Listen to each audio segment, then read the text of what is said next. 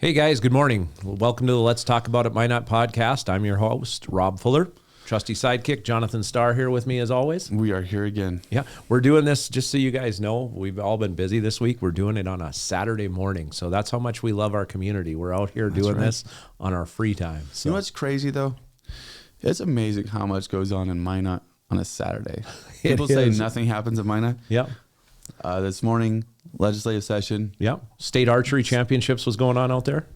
Go drive down Broadway. There's groups of cars everywhere at different things. Well, state Class B tournaments in town. Yeah, so, I mean, true. Bishop Ryan plays tonight against West Hope Newburgh in the championship at 8 o'clock. So, go Lions, 91 grad up there, and I'm rooting for them. You guys, did Bishop Ryan beat our Redeemers? We did. Yesterday in the 1 o'clock game. Had a substantial lead at halftime. They came back, tied it at the end. We should have won it. We missed some free throws we maybe shouldn't have missed, but it happens. And we went to overtime, and we beat them and went to the championship. So it was, 5 times they played this year.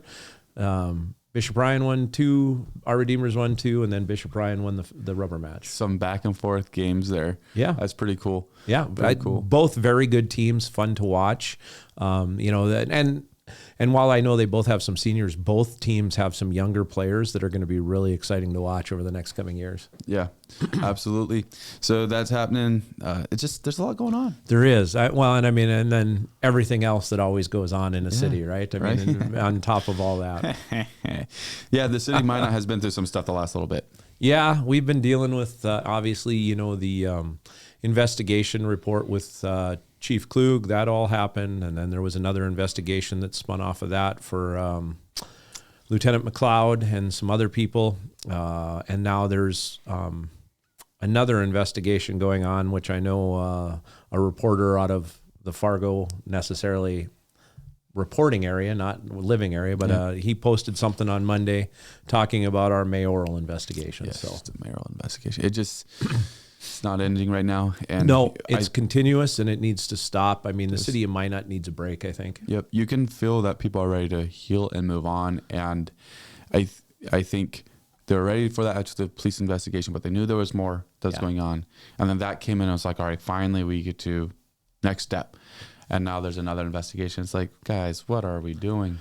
Yeah, the thing that's tough, I mean, like when you run for city council, and I've said this before, my background is in numbers and finance. And so you get on there thinking I'm going to help affect the budget and we're going to stop some of the frivolous spending.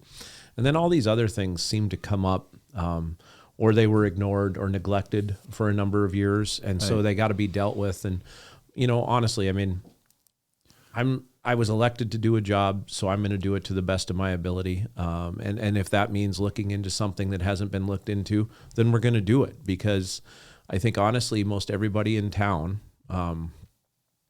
we've all heard and seen and whatever over the last few years, right? You always hear the term, the good old boys club. Yeah. We aren't transparent. We aren't this. We want all those things to stop, right? We want to be as transparent as possible. We don't want the community to feel that there's a good old boys club. And so we got to start to address those things. And I think that's what you're seeing. But then you get something else thrown in, like this mayoral investigation that has nothing to do with nothing, and it's just going to be embarrassing. And it sucks. I'm sorry. It does. We also lost a Minot friend. We did.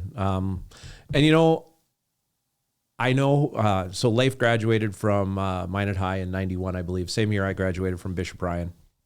And I knew who he was. I didn't know him personally. I didn't get to know Leif until I ran for city council last year. And I mean, if you took 2 people and put them in a room, I don't think you could find 2 people with more opposing views than Leif and myself, quite honestly. And unless it was on the podcast and we actually agreed on something. But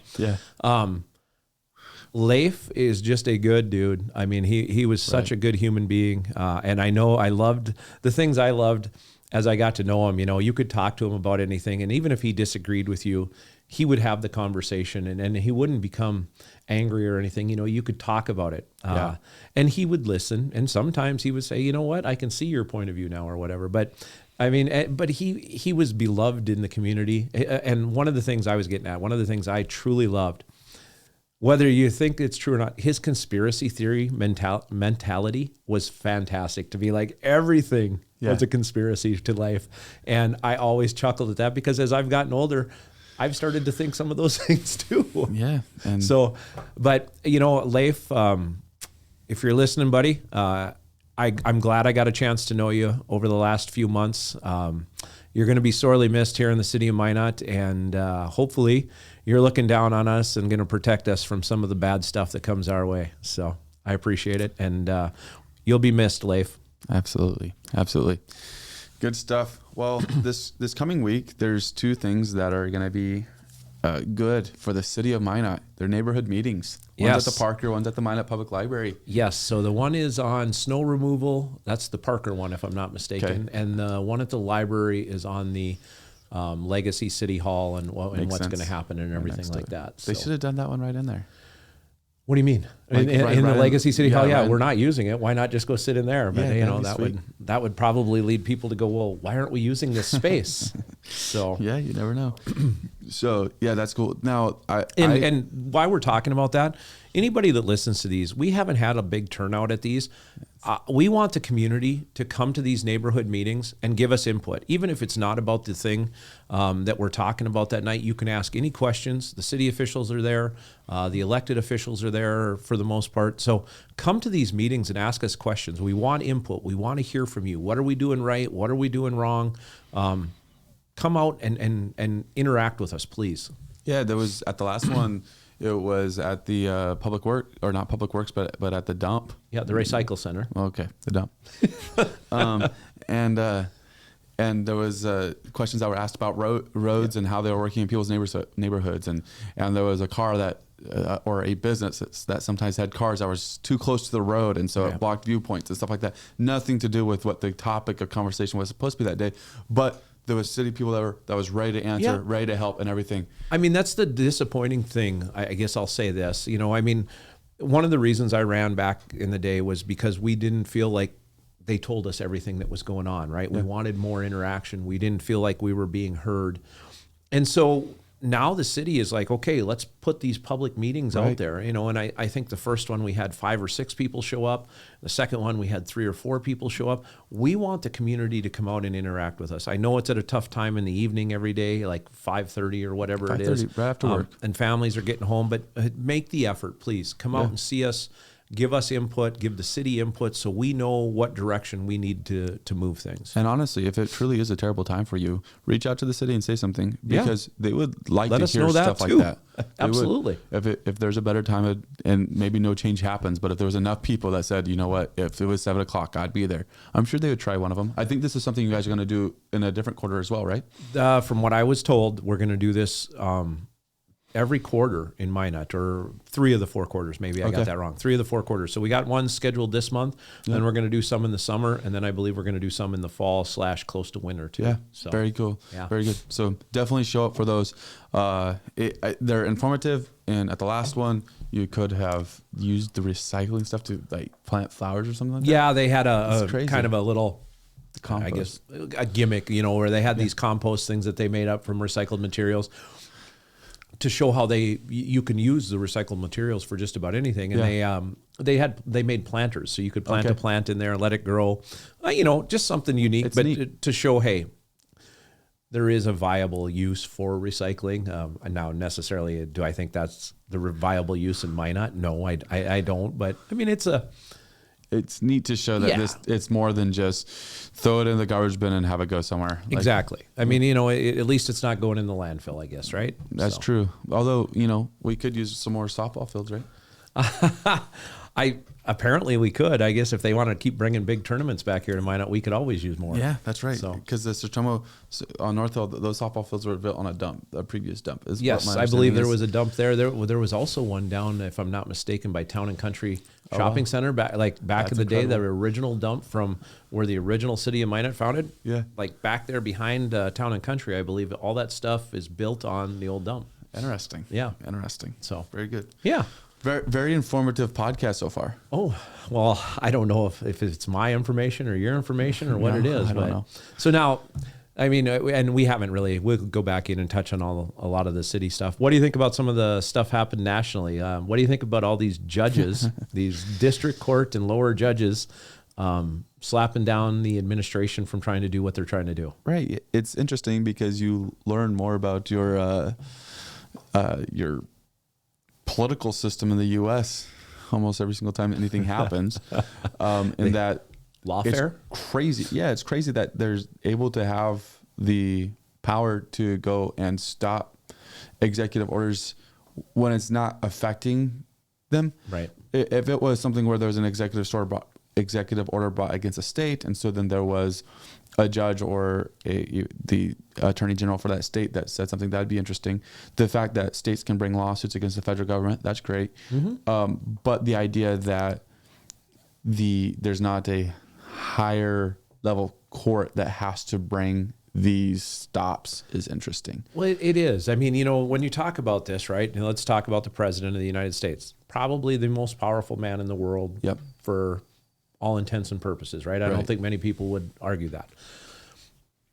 So, and like he made a comment yesterday, the reporter asked him, does he feel that he has the authority to remove all these people? Well, his question was, if I don't have the authority to remove them all, how did Joe Biden have the authority to let them all in this country? If it has to go to Congress, so I thought his point was very valid. Like, you can't have it both ways, guys. You can't say, I can't do this, but you're going to let him do the exact opposite. So, I think our system is set up the correct way, right? The Supreme Court is kind of the checks and balances for the Congress and the executive branch. Which I'm all for. Absolutely. Check and balance. Absolutely. And I think that's great. I suppose you do have to start some of these lawsuits in lower courts, right? Because nothing goes directly to the Supreme Court. And so these judges will have some input. But for them to be able to stop, stay, or put a hold on an order from the President of the United States that some guy living in Washington, D.C. or Illinois or whatever can do, that is absolutely absurd. That's the part that's weird to me. It's not that they can initiate it. That's fine. But it should have to get to a certain level before it actually stops action, in my opinion. I don't think a district court judge in the District of Columbia, right, in Washington, D.C., should have the power to say, Mr. President, you can't do that, right? Let Congress tell him he can't do that, or the Supreme Court tell him he can't do that. And if it's an issue, then you say, well, I'm going to do this, kick it up right away. Right. But I know it doesn't work that way. So it creates some frustration. And the downside to it, and I know some people listening to this podcast are going to say, well, this happened on the other side too. And okay, that's great. That's really not the point of conversation, because I feel pretty balanced on this one, where it's not political to me. Really? No, that's not what you take that. Okay, I'm sorry, I misunderstood. What I'm saying is, it's not because a Republican president is in place, so the lower court should stop doing it, whereas a Democrat president was in place. I'd be more fine with it. It's not what this is about to me. Yep. This is simply a deal where the idea that a district court, so a district here in Minot, can go and have an effect on stuff that's just outside of the jurisdiction. Judge Hager, if he wasn't involved in a case right now, could, if they wanted to come to Minot, could say, hey, can you put an injunction on this? And he could slap it down and tell the President of the United States that he can't do that, because... So then you can just go judge surfing until you find someone that aligns with your views. And that's what they're doing, right? I mean, and this is part of my problem with this whole thing. And I know it works both ways when you have a Democrat president in there too.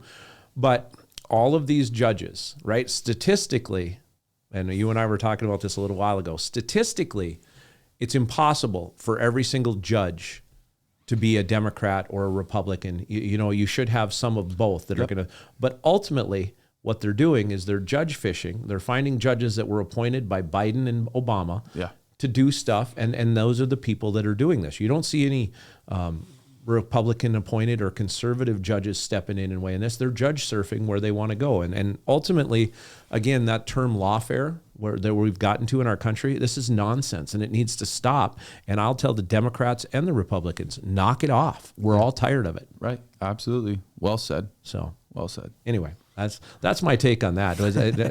I wasn't Switzerland there, was I? You weren't Switzerland. Hey, and I think I left the Swiss for that one. I tease you like that all the time. You should. It's so hard sometimes not to have opinions on the things that we would all think, and again, I'm going to use this term, common sense. Yeah. Common sense things that should happen in this country, in this state, in this city.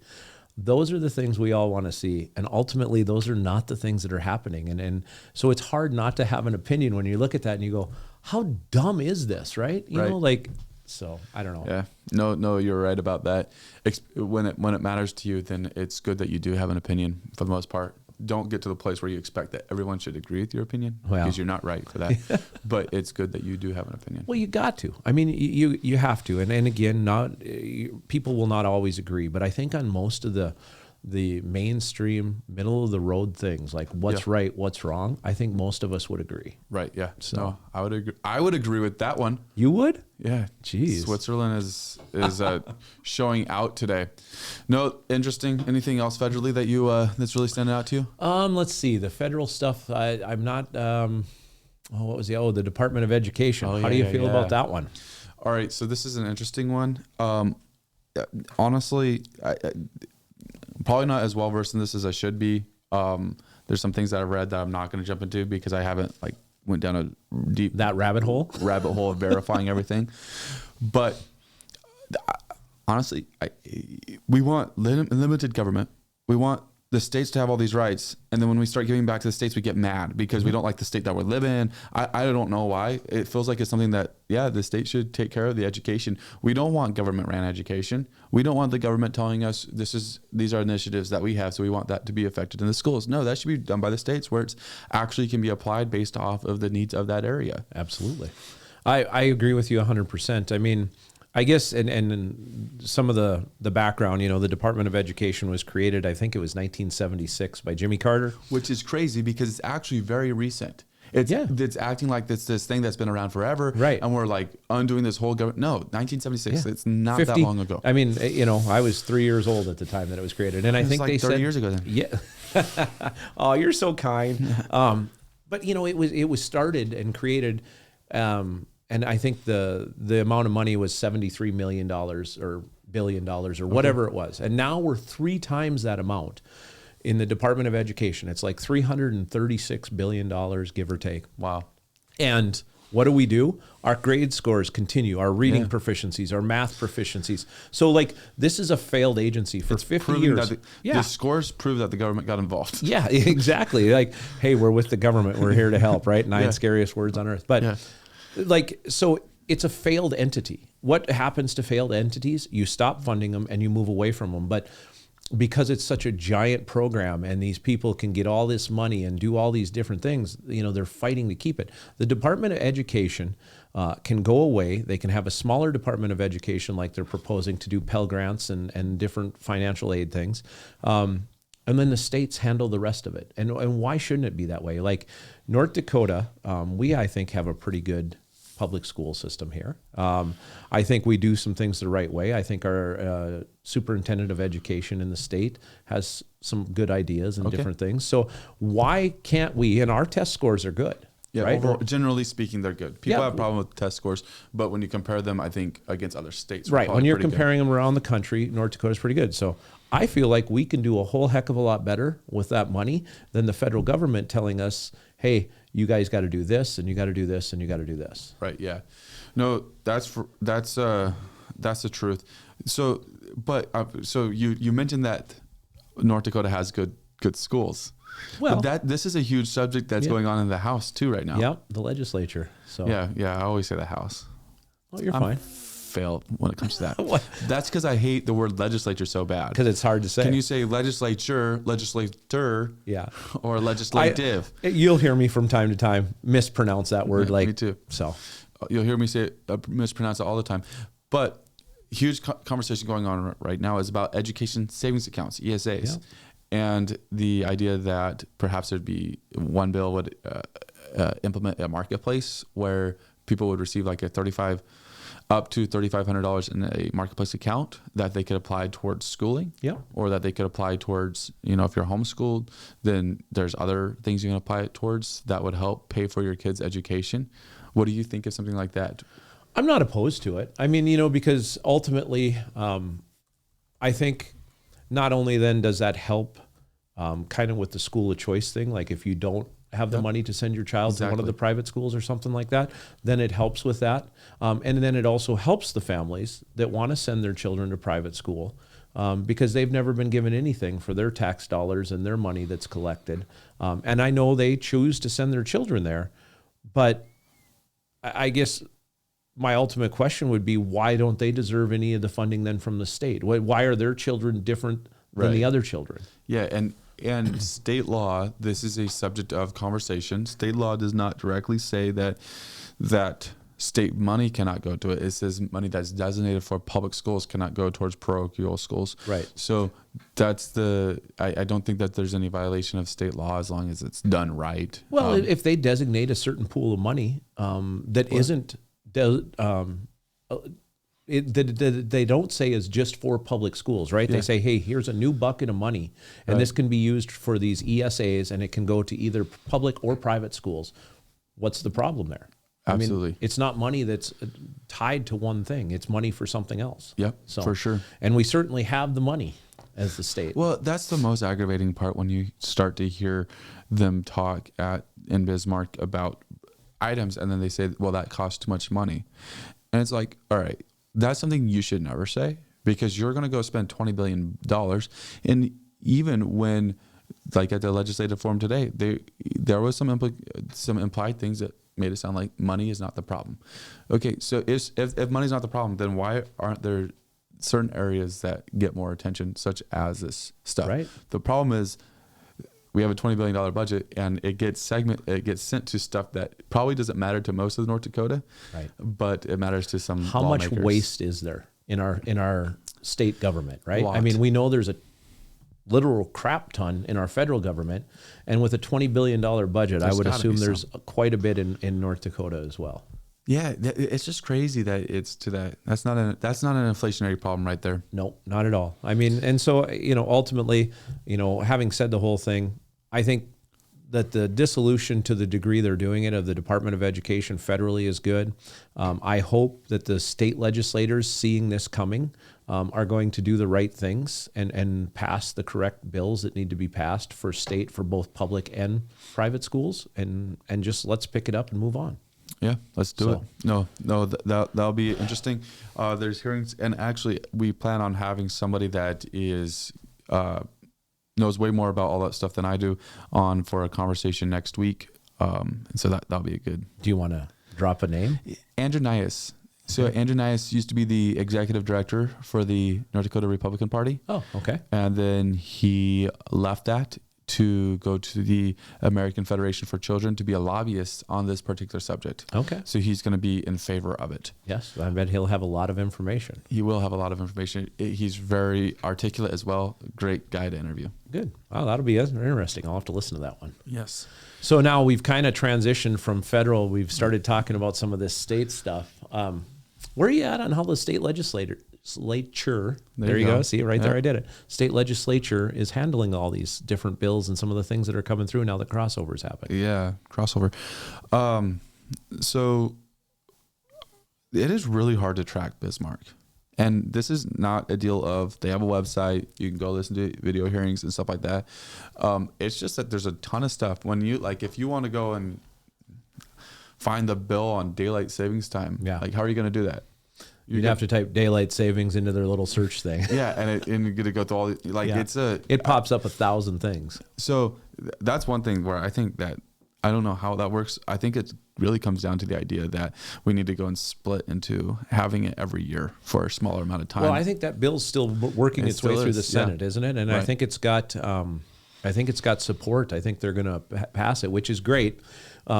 Because then I'll try to use this to transition into the next thing. So if you're down there every year, because part of the argument, and I'm going to go into SCR 4008, which is Senate Continuing Resolution 4008, and it is them trying to undo, and when I say them, I mean the state legislature, both the House and the Senate, them trying to undo the will of the people and change the term limits that we put in place 2 years ago with a 63% majority. So Dan Ruby's argument is, well, you guys said we get 16 years, we can have 8 here, we can have 8 here. So we just want to leave it where we do the 16 in this.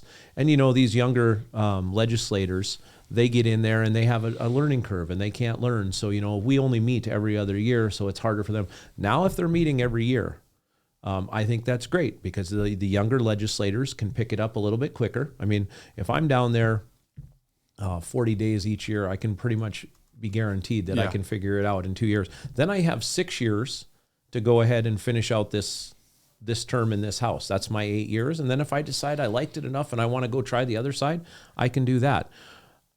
There is a reason the people in this state voted to have it done that way. And I don't think Dan Ruby or any of the other people supporting these bills are paying attention. You know, if you think you're smarter than the will of the people, there's a problem there already. We told you what we wanted.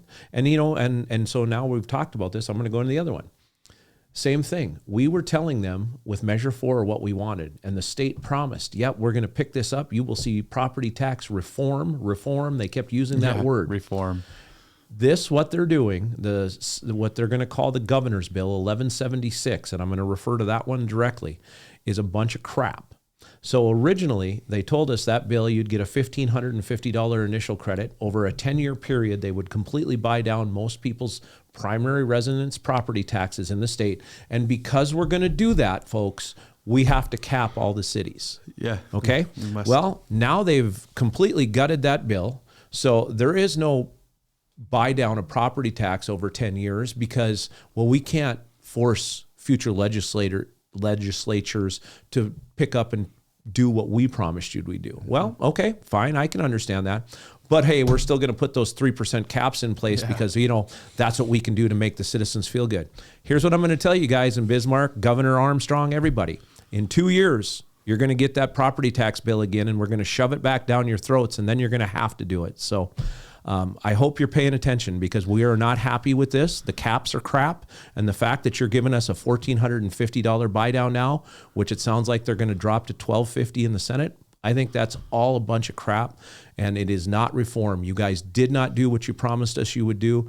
And I think it's time for some of you to step aside. There was an article that was put out on mydakotan.com. You can go there too. You can check it out yourself. Title of it is Alteration to Term Limits Narrowly Passes North Dakota Senate. It was originally written by the North Dakota Monitor. They so graciously allow us to post on our website as well. But in that article, there was a quote by Senator Kristen Rohrs. She is a Republican of Fargo. And her quote on term limits was this: "Those of us who live this life every day understand there are pros and cons to term limits in a way that people who have not lived it can't understand." So you're smarter than us. Yep, that's exactly it. I'm pretty sure that's why term limits are in place. So people like that can't continue to run our government. Take a look at our federal government. The Nancy Pelosi's, the Maxine Waters, the Grassleys, the Chuck Schumers, these people, the Joe Bidens that are in there 40, 50 years, and all they do is bring power in around themselves and get rich off of our backs. That doesn't need to happen in the state of North Dakota. It's crazy. Senator Jeff Magrum, Republican of Hazleton, said, "I feel bad that we're even considering this." And Jared Hendricks, who was a person that was instrumental in getting term limits on the ballot, was saying that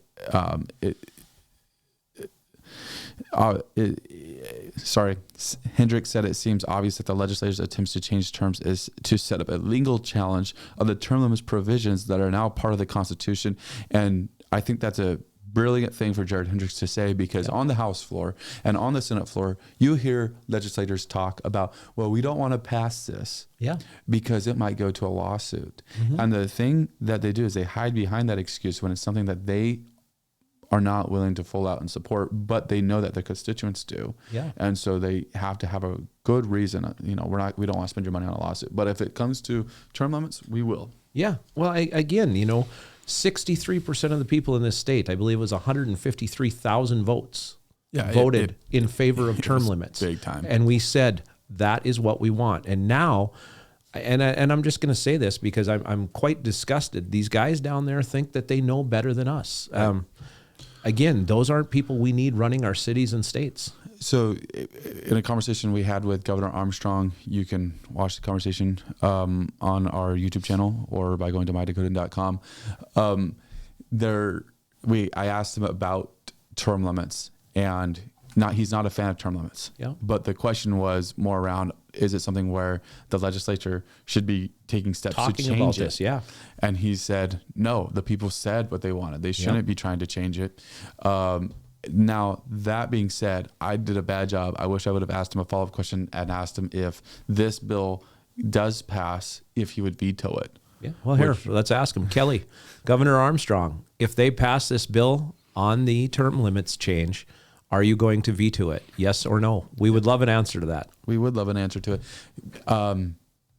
because that'd be interesting. That'd be actually, I think if he wanted to do something that would show the people that he actually cares about the people of North Dakota, not just the state of North Dakota, the people of North Dakota, that would be a brilliant move for him to do. Well, and I could see that, I mean, people are going to be upset about the property taxes and this. Yeah. They float the property tax one through, but hey, let me go ahead and just veto this one and give everybody a warm fuzzy about that. Yeah. So, I mean, honestly, I hope and I think this is political suicide in the state of North Dakota for anybody that wants to vote for this. Right. I mean, that's in the legislature currently or running our state government. I think it's political suicide because we spoke as a group. I think they would have been better off to go and say, hey, we've heard from a lot of people that that 8 years is too short. We're going to put 12 years on the ballot. And if you want to increase it to 12 years, you can, but otherwise we get it. Yeah. I think they would have been better off that than go and say, we hear what you guys say, but it would be better if we think we know better, because they are redoing how this term limits works. They're not just saying, okay, we get the point. Is 12 years all right? I think I honestly think there'd be a different perception if that's now they want 16 years. Again, that's what they're going for. Yeah, that's 16, what they're going for. 16 years is too long on one side. Well, but you can do 16 years in the House or 8 years in the House and then 8 years in the Senate. Well, good luck if you did poorly doing this, that you're going to get elected over here. Or maybe when you go to run over here, there's no open seats. So you're not guaranteed to get that 16 years. And that's what they're trying to do, is to consolidate that power in so they get their 16 years. If you're an incumbent, there's a lot of power to being an incumbent. Absolutely. It was shown all throughout North Dakota, actually, this last cycle of how much power there was, because there was a lot of people that were getting endorsed at their district conventions, but they were not the incumbent. So then they went against the incumbent on the general primary ballot. They lost, even though they had the endorsement from their party.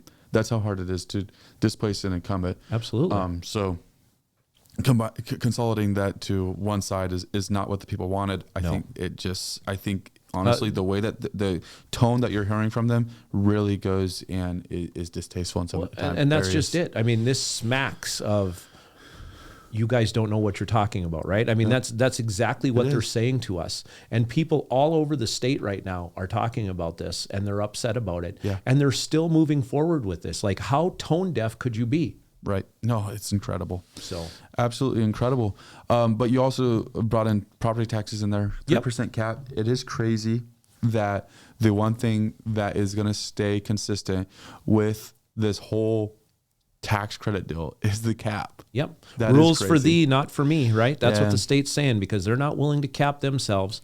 But in order to make everybody in the cities feel better, we're going to cap you guys. But guess what? We're not actually going to cut your property taxes. And that's I've said I'm not against a cap, and I know that maybe we don't fully see eye to eye there, but you got to fully fix property taxes. You do. If you're going to cap it. Yep. If you tell me that we're going to have a cap, but property taxes will be fixed, then I can probably buy into that.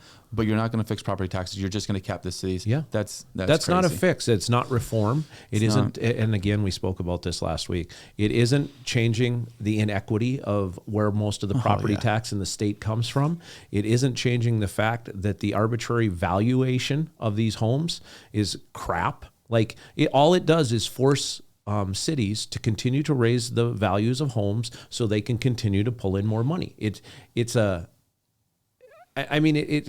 obvious to anybody that's sitting there that doesn't care, right? I mean, look, you force them. You have elected the right people. They're not going to allow property taxes to keep going up. So what are you going to do? You're going to push my house up $58,000, and you're going to do that to everybody in this area so they get more money. I mean, it's a joke. It is a joke. It is an absolute joke with it all. And I still don't get how we feel like our property tax assessment is fair, process is fair, and if Florida can get momentum for eliminating property taxes, why can't North Dakota? Do you know there's 10 states right now that have this on their ballots coming up That's this summer incredible. to remove property taxes. 10 states, 10. Texas, Pennsylvania. And see, Pennsylvania. that's why so much outside money came in for Keep It Local North Dakota, right? They were all these people outside our state were pushing money in here to get this so property taxes didn't end in North Dakota, because we would have been the first case out of all these states to have it happen. And that's the thing that you have to really look at initiatives like property tax and even term limits is when these are things that are done, there's groups that are pushing them in multiple states at one time. And there's some states that won't take action until somebody else. We heard about it today. Daylight savings time, completely different deal, completely different reason why they said, but they're like, we may set up a contingency where if all the states around us switch to daylight savings time where it's done differently, then we will too. So why do we need to follow everybody else? Right. Yeah. And whatever.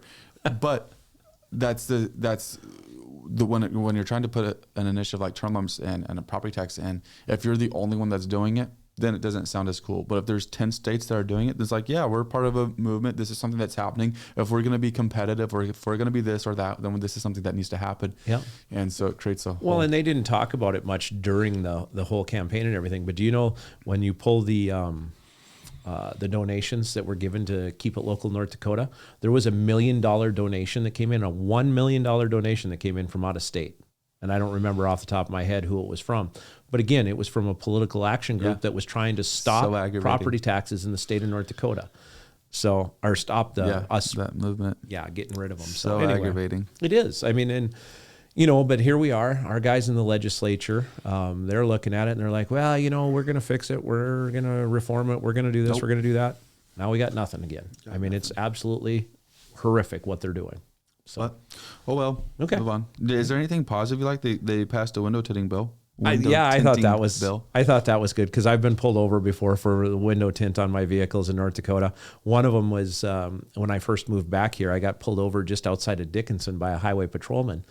And, my car, I bought it in Colorado when I was living there. And so they have darker window tint laws there. So it had darker window tint. And they pulled me over and they're like, where'd you get the windows tinted? I was like, came from the factory that way. Where'd you buy it? Colorado, the license plates are even Colorado. Right. So, nice. it's impressed. So yeah, I'm fine with that one. I don't know. I guess I'll be honest. I'm not focusing so much on what they are passing that's good, because those are the easy ones, right? Yeah. Those are the ones that should be done. I'm focusing on the ones that they know they need to fix and they're not. So yeah, no, for sure. Okay, so this isn't really that important, but they better not pass this daylight savings time bill.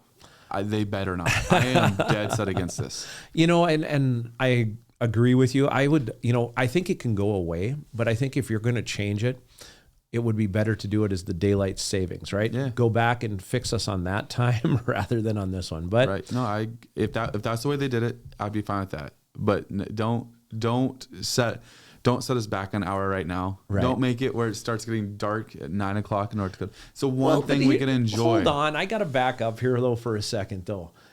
Honestly, and they were talking about this at the legislative forum this morning, right? Like they're like, oh, well, guys can't mow their grass. Nobody's mowing their grass at 10:30 at night. No construction worker is working on a building at 10:30 at night. Dude, one of the sweetest things in the world is when you go to show up to Surrey Valley Golf Course. Because first off, shout out to Surrey Valley Golf Course, one of the best public golf courses in the state, and by some I've told in the country.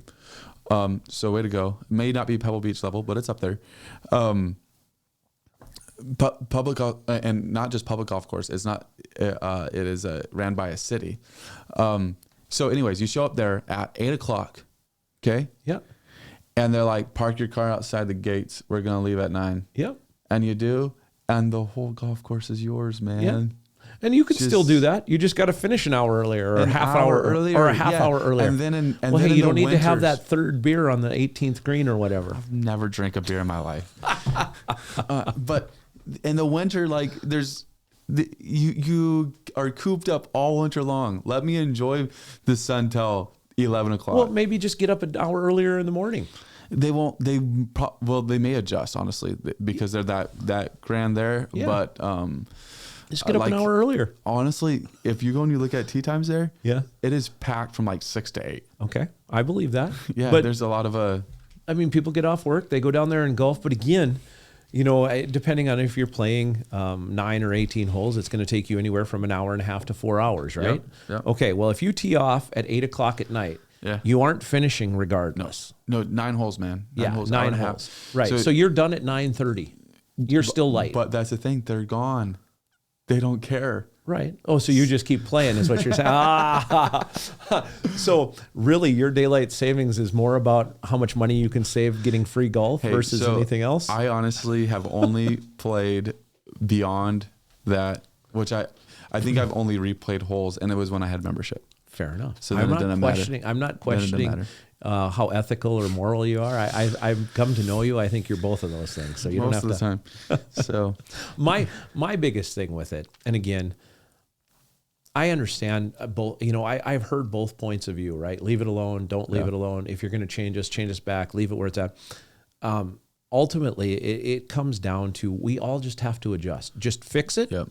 Put it at 1 and let us adjust. Because the biggest problem in the world right now is if you have young kids, the daylight savings time adjustment in the spring, where you spring forward, is so disruptive to their little lives. It's tough. And I will also argue, as a dad with 2 young kids, trying to get them to go to bed at 8:30, 9 o'clock at night when the sun's still shining bright is really tough. Yeah. No, that part I can see is tough.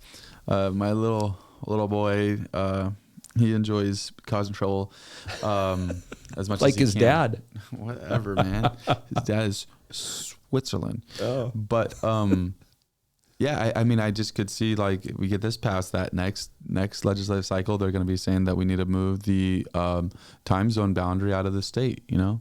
Oh, well, we can't do stuff like that. Would there need to be a time zone boundary in the state if there was? Well, I mean, because look at Arizona. Right, where they don't, but they just don't have daylight savings time. But I'm saying, like, they're on one time. Yeah. In Oregon, when I lived in Oregon, we were all in one time zone, and we're just a weird state where we're in 2 time zones. Let's fix that too while we're at it. Well, I think if we got I suppose I don't think they can, because I think that's more set by that's a federal thing or international thing. Something. So, yeah. I don't know. I mean, we can work it out. Let's see what they actually do. They could keep the part of the state that's in mountain time zone. They could always keep them on a daylight savings time, and then they could have us fall back, and then we would, at least for half of the year, we'd be in the same time zone. Why make it more difficult? Somebody would actually have to figure that out every year. So if they do that, when does Apple update? Yeah, when would that happen? Yeah. So I don't know. These are the big questions. Those are some tough questions. Okay, so we covered national, we covered state. Let's city council meeting the other night. Yeah. Yeah, you guys got out of there pretty fast. What's up? It was a faster meeting than I think we had anticipated, because when there was even a Bison game. There wasn't even a football game that night. Yeah, you're absolutely right. Sorry. You know, though, they pulled a couple things off of consent that we talked about. One of them was an FTE position with a change for the fire department, I think, for a change in job description and a change in their grade. You know, start from 58 to 62. And the other one was the FTE position for, I believe, the transit guy. You know, the federal government telling us that we got to have somebody again. So again, all of these things where they keep coming back to us and saying, hey, we need this FTE, we want to change this FTE, these different things. I'm not opposed to necessarily some of that. But Alderman Samuelson and Alderman Blessum, they both had very good points about what this direction or what road this takes us down as a city, right? Yeah. And it's continuous, you know, hey, we need to add this person, we need to add this person. Okay. At some point when we're adding, we have to start subtracting from other areas then. We can't just continuously add, because we don't have an endless bucket of property tax or anything else to pay for these positions. And so, you know, the federal government one, that's being paid for. Okay, that's great. But guess what? Why does the federal government need to tell us whether we have somebody to decide who can ride our buses or not? You know, again, keep the federal government out of our freaking city. Let us make it up, you know? Right. So I didn't have a problem with either one of those consent items. We talked a little bit about the Renaissance and facade programs. Again, the Renaissance program thing, this place down there that this gentleman had that's been in the Renaissance zone for over 10 years. He didn't have all the receipts he needed. And this wasn't a consent item. This was on the public hearings thing. But that to me is absolutely absurd, right? We gave him his chance. He didn't meet it. He couldn't find all the receipts, whatever that is. Why did we leave this open for 10 years? It's a long time. And now he goes, oh, well, I replaced the roof. Here's another receipt. Okay, you qualify. And I know it's not a big ton of money. It's somewhere between $8,000 and $12,000 in property tax. I get it. But it's ultimately the question becomes, why would we do that? Yeah. Why, do we allow anybody else a chance to right their wrong 10 years later or 5 years later or anything else? Oh, hey, you know what? I forgot to pay my property taxes 2 years ago. Sorry about that. Well, you're going to get fined for doing that. There's a bunch, so why are we just, okay, we're good with this? I thought that one was really weird, and I don't even know why we're talking about it. Honestly, there should be a 3-year, if you don't get this done in 3 years, you lose your chance at the abatement. Yeah. Thanks. Right. No, that makes sense. That is a little bit strange for it to be able to drag out that long, for sure. Yeah. Then we talked. I think Kyler made an appearance there. He talked about the Ascend Wellness, but not Ascend Wellness. I can't even think of it. Spectrum. There we go. Oh, Spectrum Fitness. Yeah, and Kyler got up and talked on about Spectrum Fitness. Renaissance. So we had to give him a hard time anytime we can. Yeah, well, he likes to spend people's money apparently. Yeah, apparently. Yep. So he is for that. No, I thought what Kyler said was good, and I'm familiar with the Spectrum Fitness thing. And if you're going to use your money to do those things, that's what you want to use it for, right? Mm-hmm. I mean that company has broadened their scope, brought in employees, done things. So I would say that one is probably a pretty good use of that money, even though I don't always agree with it. Right. As opposed to the other one that we saw, and you're like, what? Yeah. What are we doing here? It doesn't make any sense. So I think ultimately as a council over the next, hopefully couple of years, we're going to have to look at not only the Renaissance and the facade program, but how those sales tax dollars are being used to help or, in my mind, hinders things in the city. So, yeah, for sure. For sure. You guys talked about the fire department, that new position that's going to go on there. Well, it's not a new position. It's a shifting. Okay. So it was originally an admin assistant position, and they want to shift it. I forget what they called it. Excuse me for not remembering. But they wanted to shift it to being called something else and moving it from a grade 58 start to a grade 62 start. Okay. So higher pay. And what they don't tell you in all of that is right at the end, about halfway through the grade 62, that person is going to be making more than the person at grade 57 would ever made at their highest level. Nice. So, I mean, they don't mention that when they come up there and talk, but yeah. So that'll be interesting. There was the land sale. Yep. So that was briefly brought up. There's a developer looking at buying some of the land south of Ramstead. To develop it, I believe 162 or 163 homes up there. And there was just some question on the infrastructure, if we're willing as a city to help. I think that was, ultimately, I think that's been debated a number of times up there on the council, and we always say the same thing. We're not really wanting to help. Mm-hmm. It's not our job. It's never been our job to help. I mean, ultimately,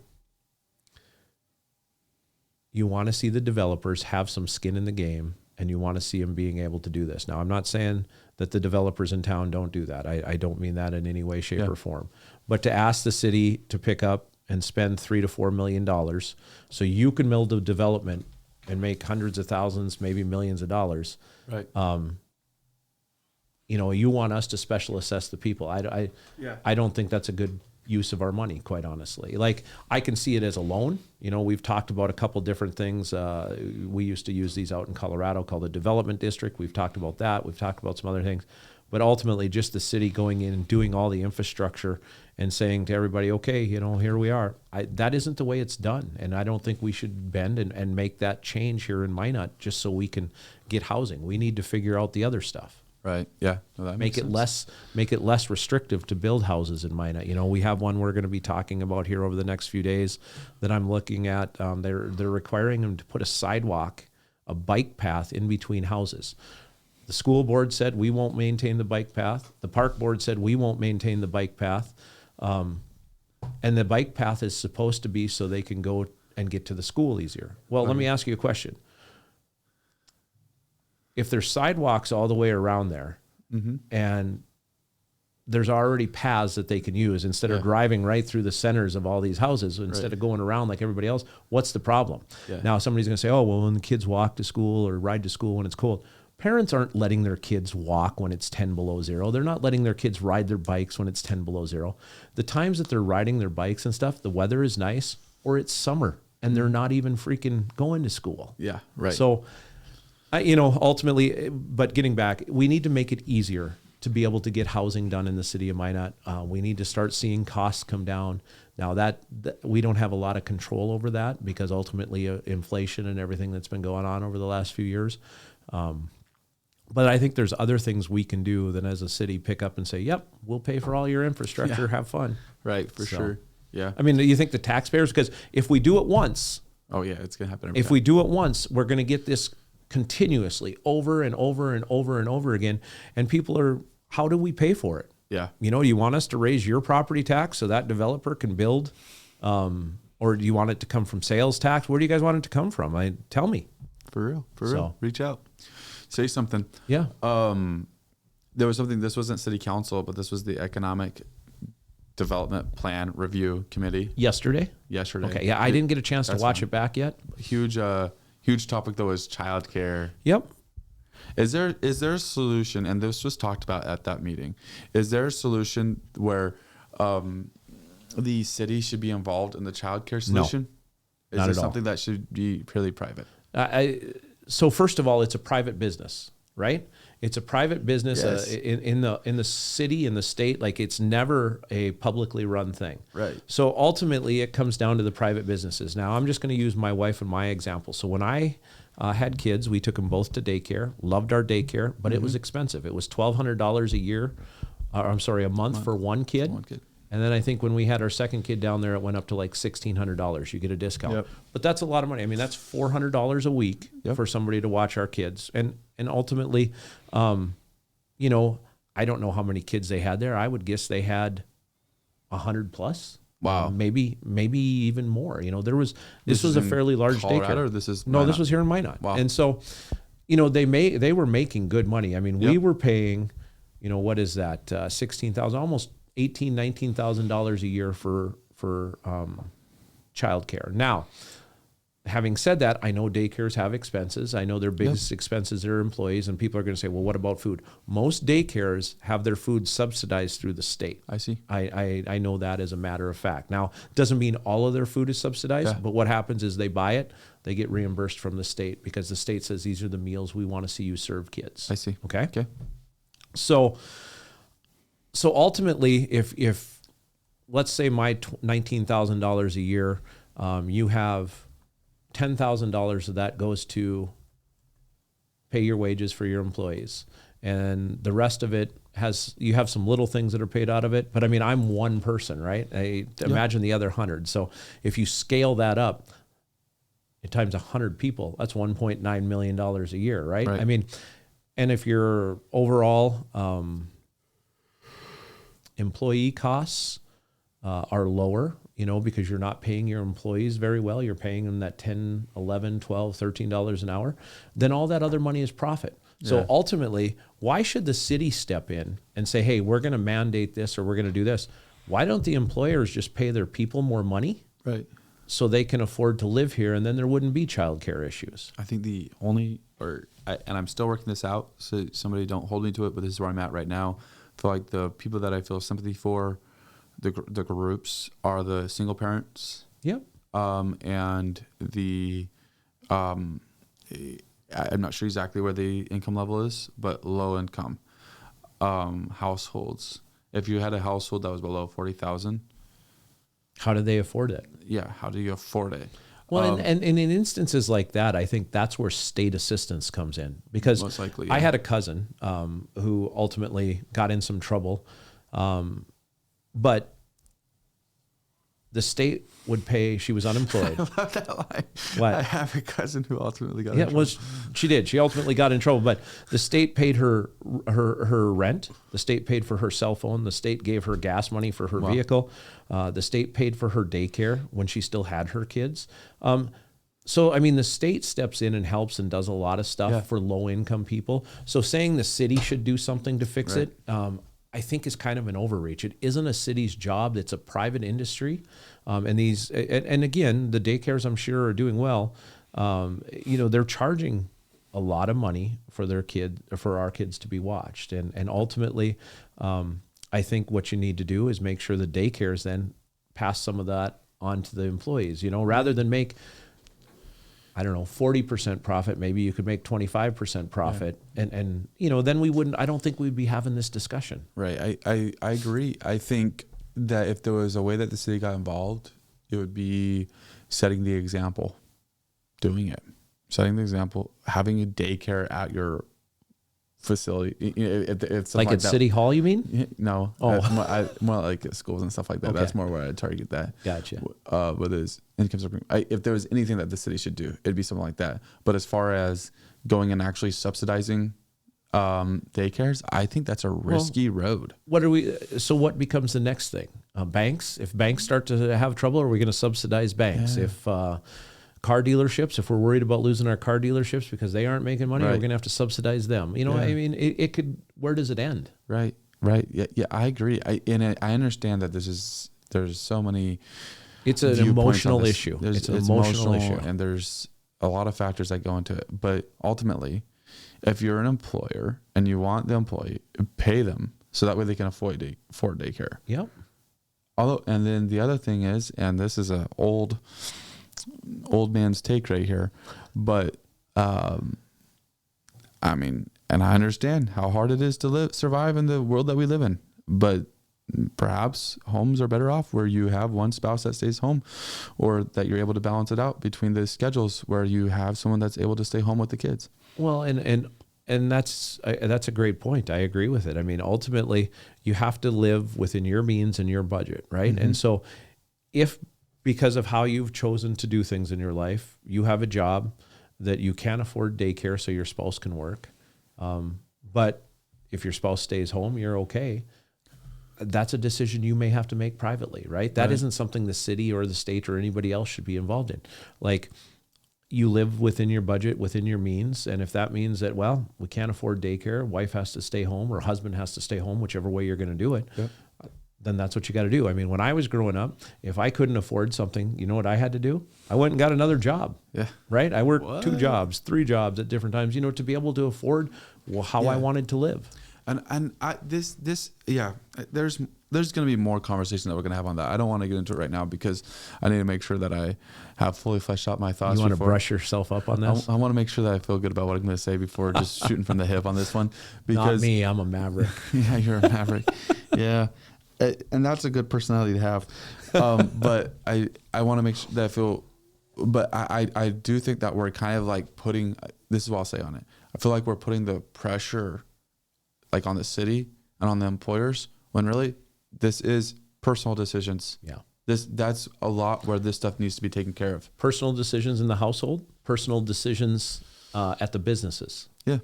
These are all personal decisions that they need to make. And you're right. I mean, there's some employers that allow there to be a crib in the office. It's just, it really depends on, I think we're taking a different lane with this than what maybe we should. Or than what it was at least originally intended. Well, and I mean, I understand that the discussion has to be had, right? Yeah. And I understand them. Discussion. We have the daycare committee and we have the economic development committee, and we're getting input from all of these things. And so we're having the discussion. But ultimately, anybody that says that the city needs to subsidize this in some way, shape, or form, I would just ask you, how do we pay for that? Yeah. How do you guys want us to pay for that? Nobody is happy with their property taxes right now. Do you want us to put another 1 cent sales tax out there so you guys are paying more for everything you buy to subsidize it? Like, that ultimately becomes the question, folks. And until we can answer that question, or we're flush with money and we don't have the NAS program hanging over our head and the flood control hanging over our head, we don't have a lot of answers or a lot of routes that we can go to fix some of these things. So consider this, and I know this isn't very much, it's a drop in the bucket, but we get a $2,000 standard child tax credit, right? From the federal government. Yeah. Yep. Okay. And so, and I bring that up, and I know that's a drop in the bucket. That's not very much money. It's like less than $200 a month. Not very much. But that right there goes towards your daycare bill. Yeah. That's the thing. Is there's already stuff that's being done that we don't think about it. Right. We think about, oh, I get a kid, I get a $2,000 credit my tax, I get a $8,000 refund at the end of the year. Yeah.